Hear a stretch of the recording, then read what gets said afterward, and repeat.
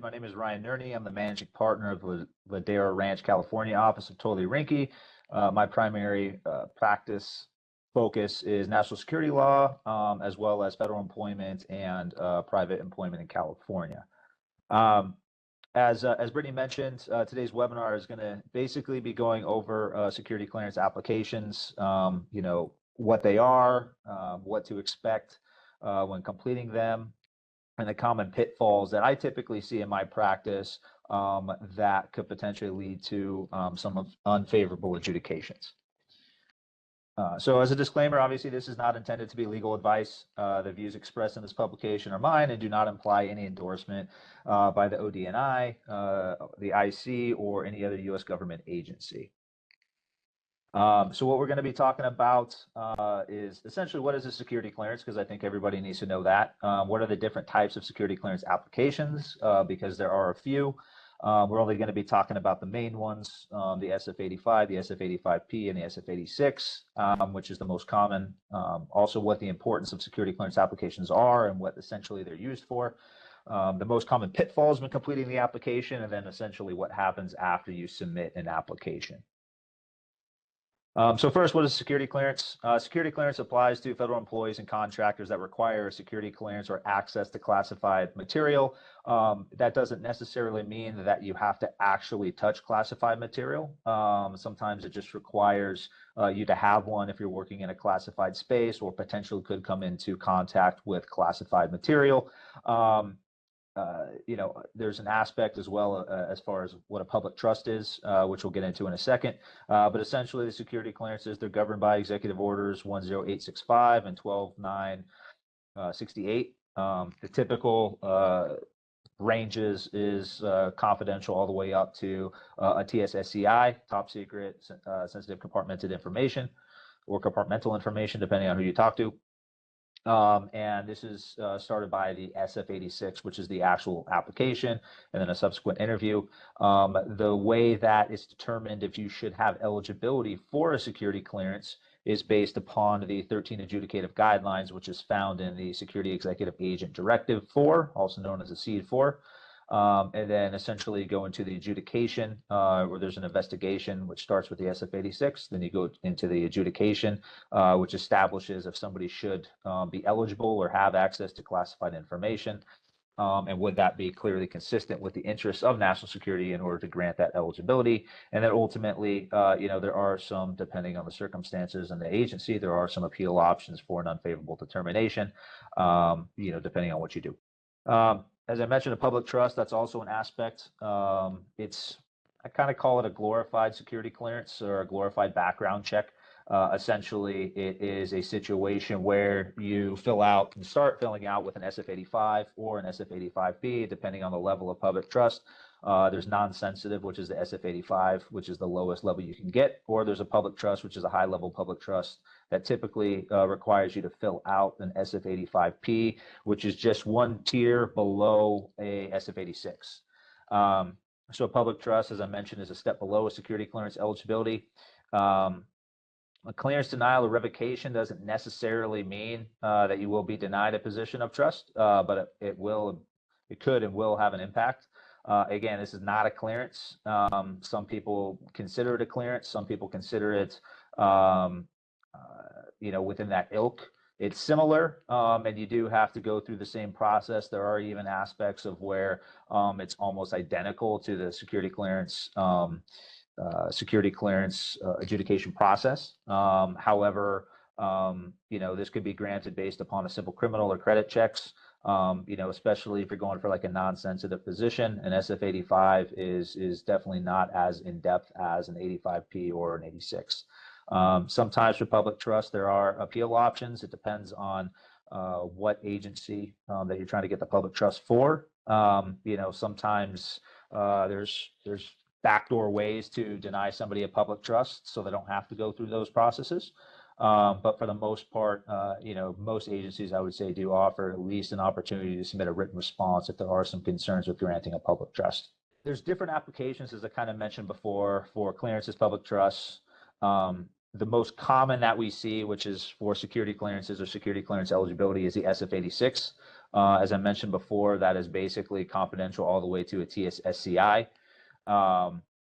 The SF-86 is the most comprehensive background investigative form that you're going to be filling out, and it's essentially what every agency who, whether it's an intelligence agency, whether it's the DoD, whether it's even the Department of Energy, any of those places, they're going to start with an SF-86 if you require confidential or higher, or in the Department of Energy, it's Q and L clearances. But the SF-86 is very comprehensive. Depending on the section, it can go all the way back 10 years, if it's employment or places you live, or 7 years if it's, criminal conduct or, what have you. And there are also questions that ask ever, which means that you have to go back for your entire life and provide information based upon that. So it's very comprehensive when it comes to filling out an SF-86. An SF-85P is for high-risk public trusts. It's a step below the SF-86. Very comprehensive still, but not as high as the SF-86. It doesn't go as far back for various different aspects.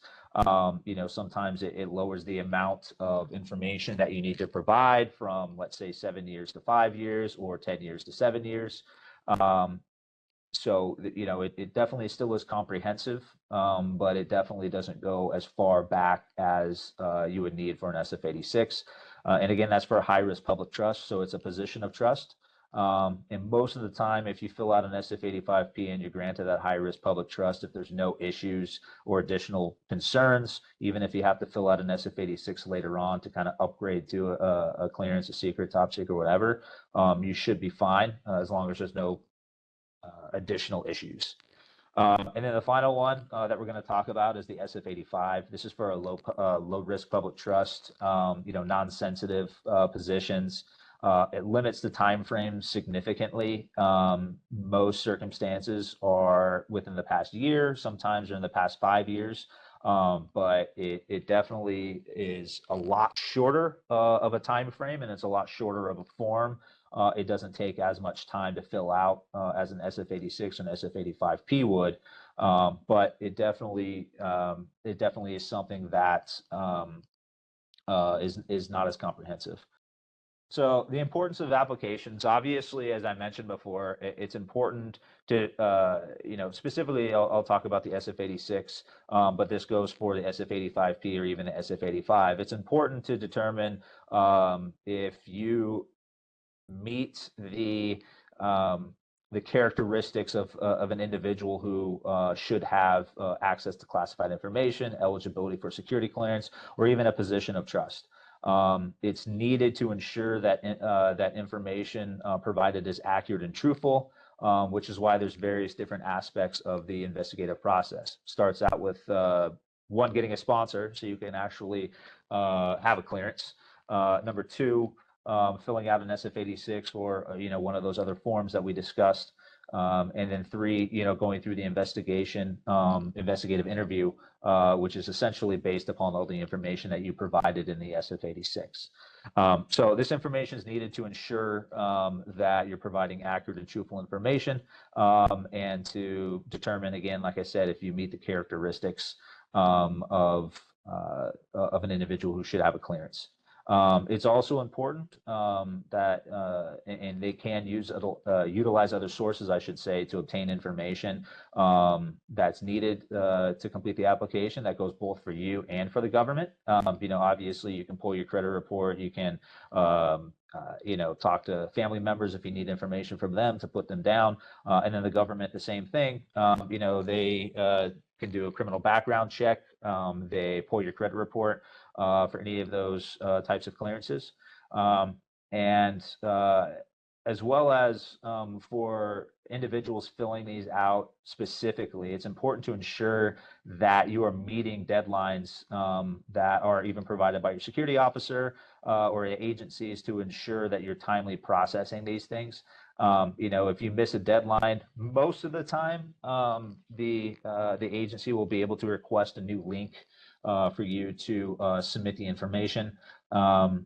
Typically these forms are submitted via a program or a platform called eApp. Used to be equip, now it's e-app.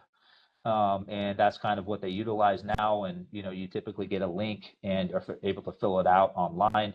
And if that expires, you typically can get a new one. However, that will likely cause some delays in the processing of your clearance. Probably won't be a big deal if you already have a clearance, but if it's one that you're just trying to get right now or trying to renew after a long period of time without a clearance, it could cause some delays. As I mentioned before, the information that you provide in these types of forms are utilized during the investigation and interview process to prepare what is essentially a report of investigation that's eventually given to an adjudicator to make a decision if you should have that eligibility. Essentially, once you fill out an SF-86, I'll use that as an example, you will have an interview with a investigator, and they typically go through the entire form. These meetings or interviews, I should say, could last anywhere from an hour to 4 hours. There can be multiple interviews as well. And it's all based upon the information that they get from what you report on your SF-86. And that also includes people that you report or that have know you well or knew you at a certain residence or past employers. Not all investigators are by the book, but it is a situation where those investigators will likely reach out to those individuals and potentially could get some more information that maybe you need to answer questions about or something like that. So the basis of the filling out these forms is important to be honest and truthful, so you can ensure that you are providing the most accurate information to make it kind of a smooth process for these reports of investigation. If you don't provide all the necessary information, as I said before, it can cause delays in the adjudication of your clearances. So you want to make sure that you do that. And it's important to provide all the information that's being requested so adjudicators can make an informed decision and there's no issues for re-upping your clearance down the line. So the most common pitfalls. The biggest thing I see quite often, honestly, I don't want to say quite often, but a lot, is a failure to provide full, complete, and truthful responses to the questions. This is a big issue that can get you maybe not initially into trouble, but it could potentially have some impact on your clearance down the line.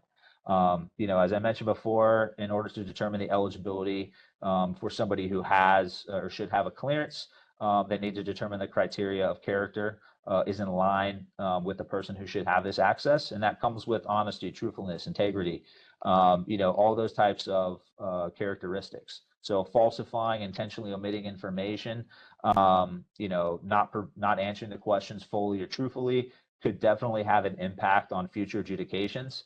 And this is the case even if your clearance was favorably adjudicated the first time. If you, I'll use drug use as an example. If you know that you used illegal substances within the reporting time frame, which typically is 7 years if you're talking about an SF-86, and you fail to report that, and that failure is deliberate and intentional, you may be able to get by the first time, maybe even the second time. But, the majority of the time that I see, if somebody does not put something down and is deliberate or intentional on their SF-86, that's going to cause a problem either immediately or down the line. And I have guideline E, personal conduct, here in parentheses. Essentially, that's the guideline and the issue that's going to be presented. If you fail to provide truthful and honest answers, that's going to be a guideline E, personal conduct issue that could potentially have an impact on either a current clearance that you have or any future clearance. You're also on the SF-86, SF-85P, and SF-85. You're required to sign it that you are essentially pledging that everything you provide is truthful and honest to the best of your knowledge and ability. While I've never seen anybody, I've been doing this for a while, and I've never seen anybody actually be prosecuted for lying on one of these forms. It's definitely going to be an issue, down the line. I've definitely heard of that before, but I've never seen it myself. But it is an issue, because again, you're signing essentially under the penalty of perjury. I believe it's section 1001 of the U.S. Code, Title 18, that basically you're signing, indicating that you're telling the truth. So bottom line is, a failure to provide full, complete, and truthful responses to questions, is an issue. Also, an issue that I see sometimes, which is kind of going into the not necessarily deliberate mistakes, but a failure to review or understand each question that's being asked. This specifically, what I see is not reviewing the time frames that you're being asked to provide. So, for instance, I'll use the drug use again. It's 7 years. If you know that you used, illegal drugs, 6 years ago, that's something that needs to be reported. Also in the aspect for police reports, which I believe is section 22 of the SF 86. There is a first section that asks about, anything that's happened in the last 7 years. And then there's a second section that asks about if any of these things, specific things like, any criminal conduct with drugs or alcohol, domestic violence, things like that, those are ever. So if you're not properly reading and reviewing and understanding the questions, that potentially could cause some issues, cause some delays, or, it could be a perception that you're lying on the form. So that's obviously an issue that you want to try to avoid. Also, a failure to supplement and or self-report when required. There's various different regulations that are in place to kind of give somebody an idea as far as what they should report and what they shouldn't report. Excuse me, or what is necessary to report and not. Sometimes if you're still going through the investigation and something else happens, or you forgot to provide something or whatever, you can supplement your SF 86 with additional information. That's something that my firm provides as far as a service, or self-reporting. Same thing. If you already have a clearance but something happens, and you're not, you're just working away and there's an issue that needs to be self-reported, that's also something that should happen. And then another issue that I see, or another we'll call it a pitfall, is a failure to abide by a pledge or statement that's made in the form. So, for instance, a lot of times people say there's a specific question that says, your intent to use illegal drugs again in the future. If you say no and you use illegal drugs again in the future, that potentially could be held against you as an issue. Again, because you're pledging to never use this again, signing under the penalty of perjury, and then ultimately you do it. That's something that is definitely looked down upon, and what we call in the security clearance realm a red flag for either retaining a clearance or obtaining a security clearance. So those are the most common pitfalls that I see in my practice. It's definitely important to make sure that you're kind of trying to avoid those pitfalls to kind of have more of a streamlined process. I kind of mentioned this before, but essentially there is a process for going through the adjudication and the investigative process. It all starts with obtaining a sponsor and then filling out an SF 86 or one of those forms that we discussed. And then I would say it's gone up to maybe 98% of the time people have subject interviews after they submit these forms to kind of go over everything that they reported. Sometimes even before or even after a report investigation is done, there are requests for more information. It could be a continuing vetting action. It could be interrogatories. It could be a supplemental information request, which is essentially just asking for more information so the adjudicators or adjudicating authority can make a determination if you should have that eligibility or not. As I mentioned before, the regulations are CED 4, the 5 CFR 731, that's more for public trusts, but it's kind of in the same ilk as the security clearance regulations. It's just not specifically like 13 adjudicative guidelines. And then the actual adjudicative process. So if there are some red flags that pop up during the investigative stage, typically, as long as you retain sponsorship, you have the ability to submit a written response and or a hearing. Can you do both? Kind of depends. It depends on the agency. Also for suitability and public trust, I kind of touched on this a little bit at the beginning of the presentation, but most of the time, if you're trying to go for a public trust, you should get an opportunity to respond to any potential issues. However, that's not always the case. It depends on the agency. It depends on where you are in the hiring process, a number of things. That kind of goes down to the next bullet point. Does each agency offer an opportunity to appeal? Most do, some don't. also depends on the circumstances. And again, as I mentioned before, there's a suitability aspect for federal employees that kind of go hand in hand with the public trust or clearance process. Sometimes these agencies use this as a backdoor way to pre-screen to see if you would be eligible for clearance. If they make determination that you may not be, then they may withdraw the job offer before you even get an opportunity to, go through the adjudication process. So, but ultimately, most of the time the process is similar, for each one. But the biggest thing and the most common one I see are obviously security clearances, because the majority of people are the ones, that need that, and they're filling out, the SF-86 to kind of get the process started. So that's kind of the end of the presentation. I know that there was a couple questions that some people submitted as part of the presentation. One of them was handling public trust applications and interviews. I think I kind of touched on all those, depending on if it's an SF-85P or an SF-85. It kind of depends on how much information that you're required to provide. But most of the time, those interviews will occur, whether it's an SF-85 or an SF-85P, and then obviously an SF-86. There's a question here about facility security clearances and requirements. That's not really the subject of this webinar. However, I'll kind of briefly touch on that just to kind of tie it in, if you will. So if there's a company that is trying to obtain a federal facility security clearance, the requirement is, and there's various different requirements, but the most simple requirement that I can make as far as what this presentation is about is that each executive member needs to have a individual security clearance. So as a part of the facility security clearance process, each one of those executive members also has to submit an SF-86, and they have to go through the entire adjudicative process. If one of those executive members is denied an individual clearance, then that could have an impact on that company getting a facility security clearance. There's ways around that. You can remove them, put them in a non-executive position or something along those lines. However, the main rule is that if you're a part of the executive branch or board of a particular company that's trying to get a facility security clearance, you need to have those individual clearances. Otherwise, it won't go through. And again, that's just the main part. There's other aspects and things like that you need. I think one of my colleagues, Dan Meyer, has done one of these before as far as facility security clearances. But that's something that you can check out, I think, if he's done one of those.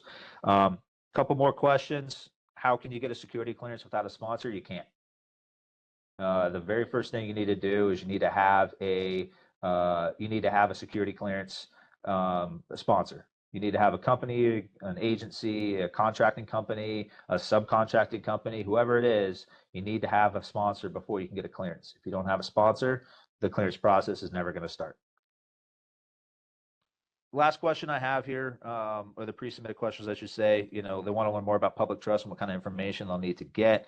Again, that's on the specific form. If you want to take a look at the actual forms themselves, they are on the OPM website. You can pull them up and you should be able to see kind of what information they're looking for. Sometimes it's a good idea to kind of take a look at it. And then it's also a good idea, after you submit your application, you want to try to retain copies of those applications. Obviously it's your prerogative if you want to or not, but they could come in handy down the line if you need some of that information. So somebody submitted a question about Section 25, which is asking about background, or past, I should say, adjudications, whether it's a public trust, whether it's a secret clearance, whatever. How do you know if you were denied a clearance? You should have been, put on notice as far as, any past denials, to be frank. I understand sometimes that can't work because there's situations where maybe, you're separated before, there's a decision, or you're separated, and you just don't get the copy of the decision, whatever it is. Typically you can do a FOIA request to various different agencies, depending on which agency was the one that was in charge of your clearance. If it's DOD, it's DCSA, and you can do a FOIA request to try to get a copy of that information to see if you were actually denied. but most of the time you'll know if you're denied because you'll get some sort of notice or something like that. There's also sections or boxes that you can mark saying I don't know. And if that's the case and that's truthful and that's the way that you need to answer that question, that's fine as long as it goes within the the truthful aspect of this. So I believe that's all the questions that we have. So I just want to thank everybody for attending. And once again, my name is Ryan Nerney. I'm the managing partner at the California office of Tully Rinckey. And everybody have a great day.